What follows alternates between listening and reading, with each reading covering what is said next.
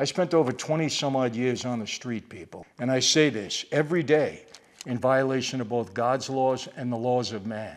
You know, as a Christian, you don't feel you just get on your knees, say a prayer, you know, accept Christ and it's all over. It's very hard, that concept, to think that way. You say, it's too easy. Well, you have to be sincere. You can't pull a scam on God. He knows our hearts. And again, I'm talking as a Christian. I'm talking my personal experience. So understand that. So how do you forgive yourself? Well, let me tell you what happened to me.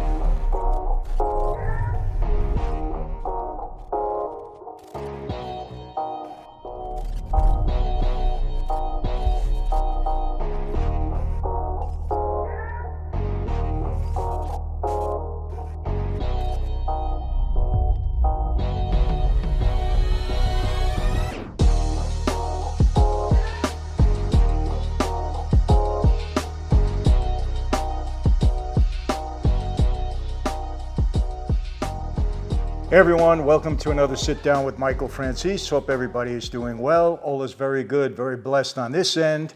And as always, I give God all the praise, honor, and glory and thanksgiving for that, and especially for this week. Last week was crazy for me.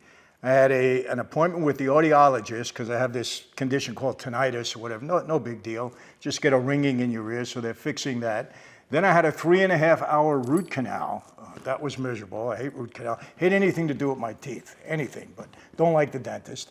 And then I had another surgical procedure that I had to go through that was a little bit rough, but it was all in 24 hours. So it's kind of rough. I'm recovered. I'm healthy. I'm great. I'm going to be 72 in a couple of days. So, you know, I thank God for, you know, all the blessings that he's given me with my health especially and my family and everything else. But it was a crazy week.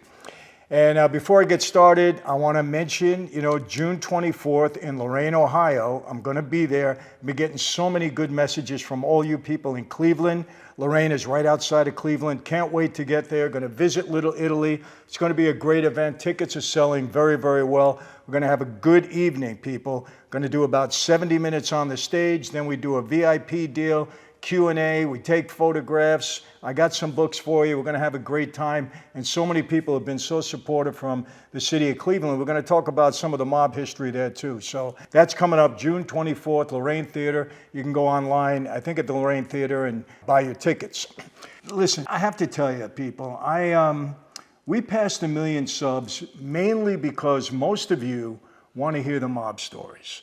And you're going to continue to hear them from me. I mean, when something appropriate comes up or something that I think is interesting to all of you, I'll talk about it. And even if I wasn't around at the time, I'll talk about it from my perspective and give you some good insight. You loved what we did with Frank Sinatra, you know, Dean Martin, Sammy Davis, the mob connections allegedly they might have had. And you enjoy that kind of stuff, and I give you my perspective, and I'll continue doing that. Promise you that. I don't talk about what's going on today. There's guys out there, they're undercover. You know, I don't think it's appropriate to talk about people now who might be under investigation. I will tell you this, though, the guys are still there, the mob still exists. It's not like it was back in, you know, my day. I always say the golden years of Cosa Nostra in America, the real golden years were from the 50s right through the mid-80s when everything went haywire for us. It's not the same, but the guys are out there. I don't talk about that. You know, I don't think it's necessary. But we're going to continue that. I'm going to start to bring up Mob Movie Monday again. We may do some movies that are not really mob-related, but crime-related. I have a bunch of them now that we've been working on. So we're going to bring that back. Mob stories, you're going to get them. But I asked a lot of you last time, I said, listen, I have a different perspective on some of the issues, not the politics, the issues that we're facing here in America. America's in trouble, people. You may as well get it through your head. We're in trouble. Banks are failing. The southern border is a disaster. Immigrants coming. We got a lot of stuff going on. You know, the whole transgender issue and everything else. And let me tell you something. I have a different perspective on this, and I think it's something that you'll relate to. My book, Mafia Democracy, I have gotten so many, you know, thank yous. Michael, you opened our eyes. We see it. We know what the government is doing now. And it's important because you got to know who you put in office that's going to decide your fate, people. You got to know it. And I'm not talking politics. Again, these are issues. We have to have good information for us to make decisions on. That's what I'm going to do. You know, not all the time, but I'm going to pepper that in so people get it. You want to ask me questions about it? Feel free to do that. We may throw in some lives so that you can talk about it. So, and listen, I want to tell you something. I'm on this channel, you know, for one reason: to entertain you with stories. I know you enjoy that. We want to continue that. And to give you some good information, to be an encouragement to you. I have two platforms, one very special that I'm building now with somebody you're going to know very, very well. Very excited this is coming together. We're probably going to launch it in July. You'll hear about it. It's going to be all over the place. And believe me, I think many of you are going to want to jump on board. We have platforms that we have put together now. Why? To encourage you, to counsel you, to mentor you, to give you help in business and your personal life. That's what I'm here for. I've been doing it for the last 25 years. You know, in 25 years, people, I've spoken at over 1,600 churches and ministries. Can't tell you how many corporate events, 10 different countries. I've been all over the place, written 6 books. And you know what? I found out something in life, people. It's extremely rewarding to give rather than to receive. And I really mean that, and I've learned that.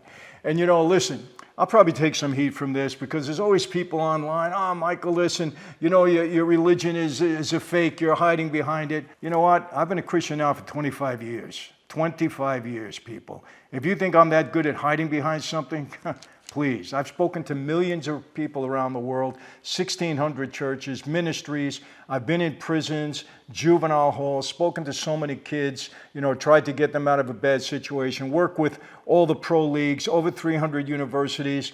Believe me, if this was a phony thing, people would find it. But you know what? I'm not here to confess that to you. Let me tell you something, people, about the Christian faith. You know what we worry about when we're out there talking about our faith? Let me tell you this. When we stand before God, and as Christians, we believe that Jesus is the final judge. Not anybody on the internet, not anybody here on this earth. Jesus is the final judge. And we're going to stand in front of him, and we're going to have to talk about everything we did in life. And you know what? There is a verse and a chapter in the Bible that's very clear. There were people that faced Jesus on Judgment Day.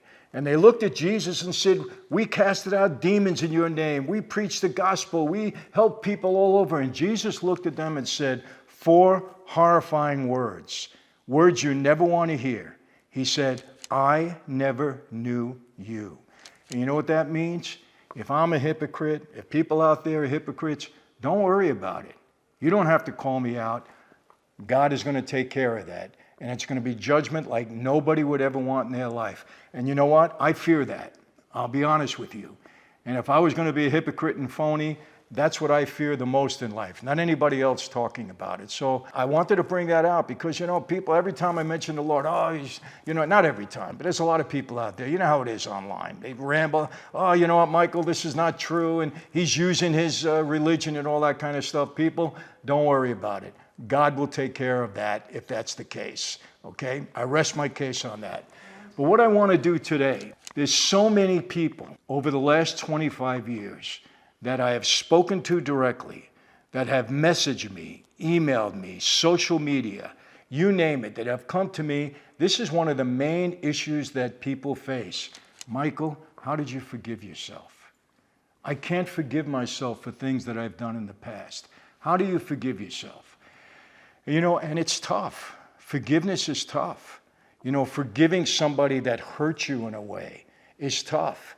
Forgiving somebody that's betrayed you is very difficult. It's hard, you know, and it takes a lot. But before you can forgive anyone else, you have to be able to forgive yourself. Now, let me tell you something. Was that easy for me? No. I spent over 20 some odd years on the street, people. And I say this every day in violation of both God's laws and the laws of man. You know, as a Christian, you don't feel you just get on your knees, say a prayer, you know, accept Christ and it's all over. It's very hard, that concept, to think that way. You say, it's too easy. Well, you have to be sincere. You can't pull a scam on God. He knows our hearts. And again, I'm talking as a Christian. I'm talking my personal experience. So understand that. So how do you forgive yourself? Well, let me tell you what happened to me. You know, I'm in the hole. I got locked up. And the day I got violated and locked up and they put me in a hole, it was the worst day of my life. I mean, the government told me straight out. They were upset with me because I didn't cooperate the way they wanted me to. And let me get this out there for all the people that have come back. Franzese, you're a rat. You cooperated. Don't. let me tell you something. I admit that I spoke to the government. No question about it. But I will also tell you this. Nobody understands what I had to go through not to hurt people and how to manipulate what I did not to hurt people. But I'm not going to get into that. That's not the subject of this right now. But did I speak to the government? Yes, I did. Okay, we know that. I've admitted that before. We understand that. Okay, but, I want to bring this up too. A lot of guys online now. You know what? I'll name them. Anthony Ruggiano, good guy, become a friend of mine. Sammy Gravano, say what you want. Good guy, became a friend of mine. Okay, Dominic Cicali, we're talking now. Good guy, friend, These people all, admitted to what they did. Have you walked in their shoes? There isn't anybody around now, really, that's talking about these guys that was there or knew what the heck really went on with them. Until you walk in somebody's shoes, it's very, very hard, to pass judgment on somebody. That's all I'm going to say. And yeah, I befriended all of them now. Why not? They do what they did in their life. I did what I did in my life. We all tried to clean it up. We got families. We tried to make a better, situation for ourselves. And nobody walked in anybody's shoes to be able to pass judgment on them as to what they did. And everybody likes to throw the term rat around, You hear it a million times from people online. Rat, rat, rat, rat, rat. Other guys talking about it. He's a rat, there's a rat. Let me tell you something. Until you walk in somebody's shoes, just back off. That's my opinion. I don't talk about people that way. Why should I? I don't. And I won't. I'm not going to. If I can't talk about myself and talk about people in a good way, why bother talking? If you have nothing good to say about somebody, why say it at all? It doesn't benefit you. It doesn't make you look good. It's not a good thing. I don't see it that way. And I believe that those of you who have followed me, I think you'll see that that's credible in that regard. I don't do that, and I'm not going to do that ever. I don't like it. I don't like when other people do it, and I'm certainly not going to do it myself. Forgiveness, So I'm in the hole. Government was very upset with me. I didn't do what they wanted me to do. Again, it's another whole story. We're not going to get into that. I didn't do it. And so they locked me down, destroyed me, took every penny that I had, drove away with my car, went to my house with a search warrant, took everything that we had, flat broke, and told me, Franzese, you will never see the street again. We're going to bring a new case against you. We violated your parole. That's it. I'm in the hole that night. It was the worst night of my life. Absolutely worst night of my life, because I said, hey, it's over. I'm going to lose my wife. I'll never see my kids again. They're going to keep me in lockdown and solitary because people were upset with me when I walked away from that life. They really were. Yeah, contract on my life. The feds had told me that. I had a rough time. My father, for almost 10 years, didn't speak to me because the feds put my name on a witness list of all these trials were coming up. Persico, all the trials that were coming up, they put my name on a witness list to try to put pressure on me. And I may as well just respond to this now because so many people have said that Frankie Campione, I'll tell you how we met him. He was an associate. I think he might have got made at some point. I don't know. After I was long gone. But, people have talked about this, that he went to jail because of something I said. Let me tell you something. Frankie Campione had 3 cases, and he went to prison long after I was gone. Long after. He had 3 cases. He pled guilty, and he got the deal of his century by pleading guilty. I think he got 3 years. It wasn't anything that I did. I didn't testify against him or anything else. As a matter of fact, a fact. On tape, and I can produce it if anybody asks me to, but why bother? Is this important to anybody? I'm just bringing it up because it's been thrown out there.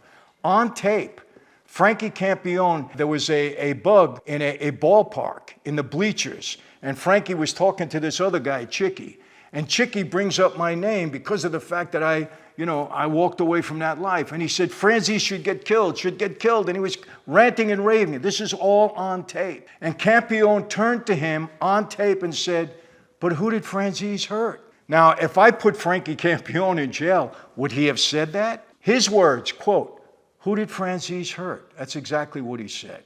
So there's stuff out there, and again, things get manipulated, they get talked about, and I'm not the only guy. Other guys, fall prey to that too. But you know what? I'm not complaining. You're online. Hey, you open yourself up. People can say whatever they want to say. Do I get mad? Do I respond? No. But you're my audience. You're my viewers. I'm just clarifying it. And it fits into what I'm telling you now. So I'm in that hole, man. And I'm telling you, it was the worst night of my life. It was a bad night. I figured I lost everything. At the age of 40, they can't put me on the odd. I got people looking to hurt me. The government's mad at me. They're going to give me the business. I said, I'm going to spend the rest of my life or a lot of years in this 6x8 cell. Pretty scary, people. Let me tell you something. I did 29 months and 7 days in solitary. It's pretty tough. I'm totally against solitary confinement for young people. Very difficult for them to come out of that and be a productive, sane human being. A lot of stuff went down in that thing. When those lights went on at night, a lot of guys couldn't handle it properly. Me, it was a faith thing, people. I dove into my Bible. You know, I had my wife send me in 400 books. I was researching every faith. But I'll tell you what happened. You know, when it comes to forgiveness, a prison guard had handed me a Bible that night. He pushed it through the slot on the door. And I started reading the book of Proverbs. And I came to a verse right here, Proverbs 16:7. When a man's ways are pleasing to the Lord, even his enemies are at peace with him. Well, the enemies part got me. Why? I had nothing but enemies that night on both sides of the fence. You name it, they were upset with me. And I kind of got convicted because I said, you know, who are you kidding? My ways haven't been pleasing. I'm a bad guy. I'm a sinner. I'm a mobster. You know, how is this going to work? I mean, is anybody going to forgive me? Is God really going to forgive me? It was very, very difficult for me for a long time to come to terms with. But I got to tell you this, people. And you know what? I'm not preaching to you. I'm telling you the basis of the Christian faith and what worked for me. Because there has to be a basis for forgiveness, people. I didn't forgive myself because I think, hey, I'm a good guy. I forgave myself and came to terms with what I did because Christ died on the cross for all sins. And if Christ died on the cross for all sins, well then, I have to forgive myself if I'm able to move forward in this life and forgive others. And I think the most powerful words ever spoken, were from Jesus. And for those of you that deny that Jesus was a real person, that he lived, that he died, that he rose again from the dead, that's a whole nother debate. I'd love to debate you because people, I know my scripture. The most powerful words when he looked down at the people that persecuted him, prosecuted him, and wrongly convicted him and hung him on that cross, he looked up to the heavens and he said, Father, forgive them, for they know not what they do. That said it all for me. It said it all for me. And I said, you know what? If I'm going to go on to be productive in this life, and I'm sincerely sorry for what I did, and I am, people, look, I'm not proud of what I did in that life. You know, look, yeah, I made some money and I helped some people, but I was a criminal. Let's face it, I broke the law. And everybody had their own level of what they did. I'm going to tell you this, I wasn't a Roy DeMeo, I wasn't a Greg Scarpa, but I was a criminal. I did what I did. And when I was told to do something, I did it. And there were times when I was told to do something that I was very uncomfortable doing. I didn't feel good about it, but you know what? I did it anyway. So I knew what I was doing was wrong, and I did it anyway. I didn't justify it. I didn't say, hey, you know what? Okay, other people are doing it, I'm doing it. No, I knew it was wrong, and I did it anyway. So I was a knowing and willing sinner. But the fact that in the Christian faith, we believe that if we are sincerely sorry for our sins, and again, I say sincerely because, people, you can't pull a scam on God. Remember, I never knew you. Cannot pull a scam on God. But once you understand that forgiveness from God is real for those who are sincere in their repentance, then you make it easier to forgive yourself and move on in life. Because if you harp on what you did in the past, then you can't clean up your life. It's hard. Forgiveness is not easy, but you have to forgive yourself. I've met so many people, drug addicts, gamblers, who've cleaned up their act. And they say, Michael, you know, I cleaned up my act, but I mean, who's going to listen to me? How is God going to use me? What purpose do I have in life? And I say, hey, stop. Stop right there, okay? If you were a drug addict and you cleaned up your act, who better than you to counsel and mentor people that are going through that problem now? You have credibility. Credibility is 90% of everything. Listen, when I go and speak to these gangbangers and I talk to them, and I tell them, don't tell me you can't walk away from that life. I walked away from the biggest gang in the world. You can do it. There is a way. Well, I have credibility. Because, these guys on the street look at the Mafia Cosa Nostra as the ultimate in that lifestyle. So when I talk, they listen. When you're a former drug addict and you're telling people how to clean up their act, they listen. My brother, John, okay, he was a drug addict for 25 years. He's been mentoring people now for a lot of years, and he has a lot of credibility. He runs one of these rehab places, doing very good in that regard, because he has credibility. He can spot the weaknesses. He knows exactly. You can't pull the wool over his eyes. Well, it's the same with me. I have credibility when I speak to these young people and I mentor them. So if you've gotten some stuff in your past and you've come over it, you've gotten over it, you got to forgive yourself and move forward and now be a benefit to people. Use what happened in your past to be a benefit for you today and for those that you can mentor and be an example to. It's very important. And I know Michael said, Mike, that's easier said than done. Well, yeah, it is. But, listen, I got to tell you this, people. As a Christian, people say it's so difficult to be a Christian. It's really not, because, when you accept Christ, he works from the inside out. It's not like you're trying to obey rules and do things the right way. When you have this relationship with the Lord, your heart starts to change. Now, let me get this straight, too. I didn't get a lobotomy when I came to the Lord. I still think of things and I have urges and I'm a sinner at times. I don't always do the right thing. I'm better than I was before. I could say that. Some of you may say, well, how good is that? I don't know, but I'm a lot better than I was when I was running on the streets for 20 years. But do I still make mistakes? Yeah, of course. Do I still do the wrong thing at times? Yeah, of course. Try to clean it up, but you know what happens? We're human. But I know when I do, I don't feel good about it. I don't. I have a conscience about it now. And you try to do better. So people, what am I saying? For those of you that are in a struggle, trying to forgive yourself, you need to do that. And look, I point everybody to Christ. I'm sorry, people. But what he's done for me over the past 25 years, I want to read something to you to show you how significant this is. My book, Blood Covenant, I'm not trying to sell a book. This book's been out 20 years. It came out in 2003, so it's out 20 years. I'm not here trying to sell it, but I want to make a point. If you read, and it's my autobiography, if you read the inside cover, I want to read this for you. These quotes were made when I walked out of prison in 1995. These quotes. Ed McDonald. By the way, Ed McDonald plays the prosecutor in Goodfellas. He plays himself because he was the prosecutor for Henry Hill too. So if you look at Goodfellas and you see the prosecutor that flipped Henry, that was my prosecutor also. He was the head of the Organized Crime Strike Force.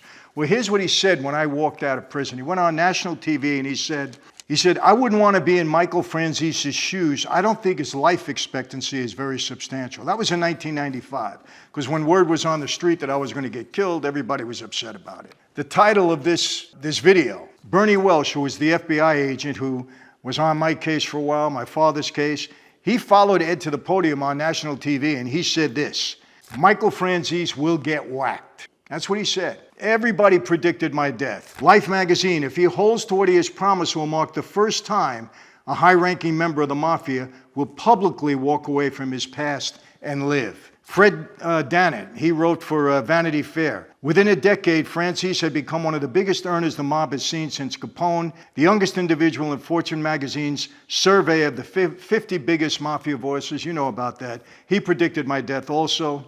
And my mother, God rest her soul, I pray for Michael every night. Everybody predicted my death. The 5 guys that I got made with, on Halloween night, 1975, they're all dead, every one of them. Fortune magazine was written in 86. You probably know about that. I don't want to be redundant. But out of the 50, 48 of them are dead. Number 49, I believe, is still in prison. He might get out. He's older than me. So I'm very fortunate to be alive and free. And people, I attribute all to God's having a different plan and a purpose for my life. He's made it very clear to me. I'll be 72 years old this month. I've lived a lot longer than expectancy for me, that's for sure. So what am I saying? Number 1, forgiveness.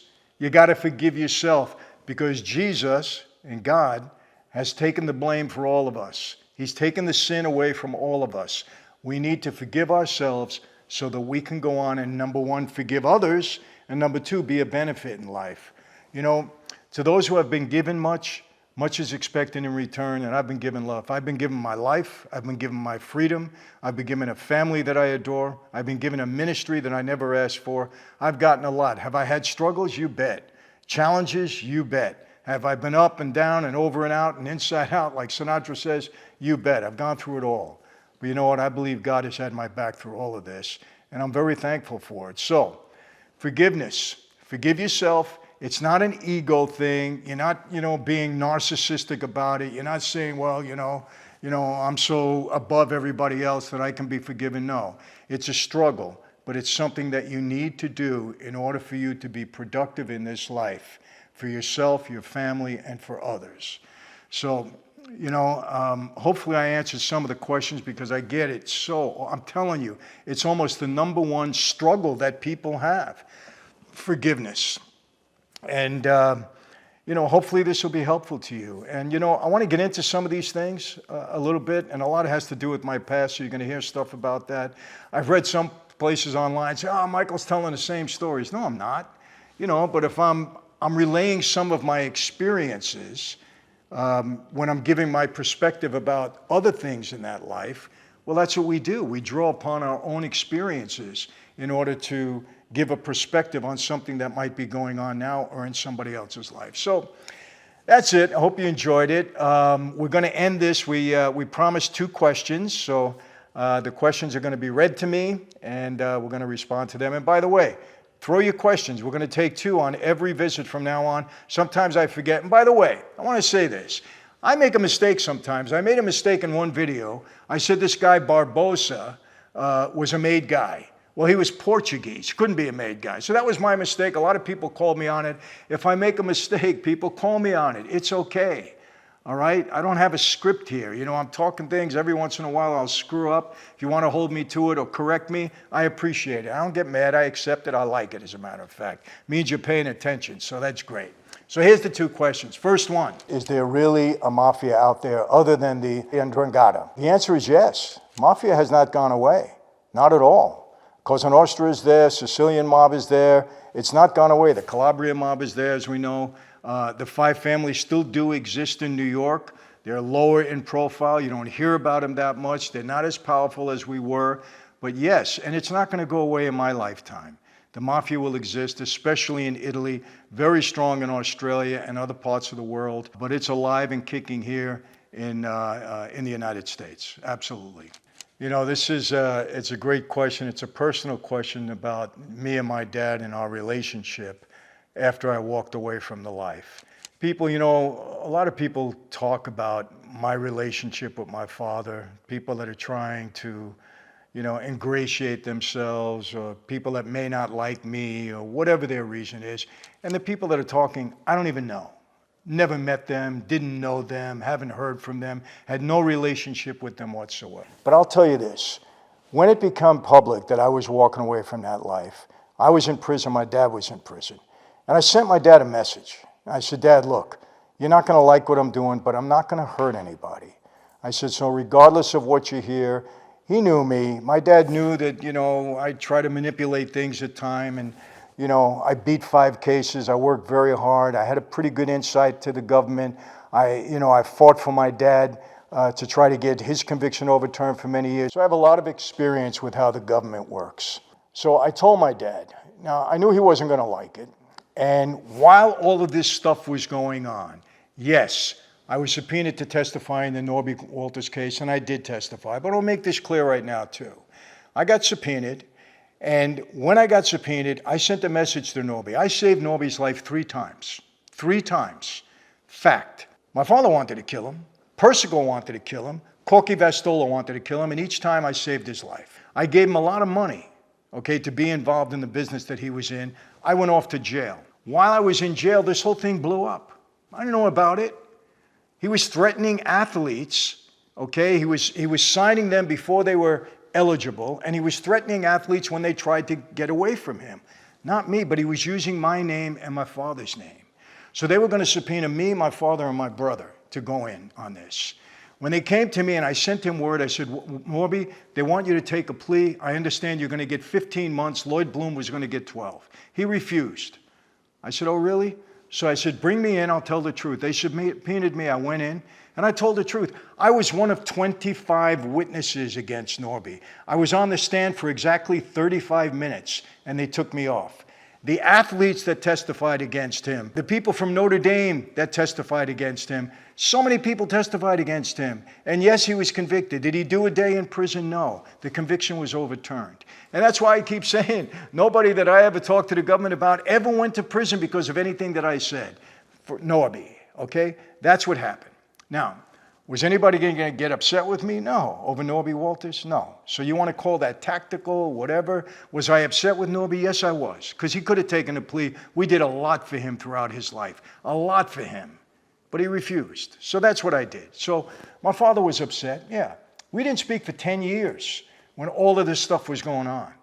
But after I got violated, and my name was on the witness list to all of these cases, and I never showed up. Well, when I got out of prison, my father was on parole, and he sent for me. He's, Mike, I want to see you. I said, okay. I met him at his house at 5:30 in the morning, and we resolved everything at that point. Everything.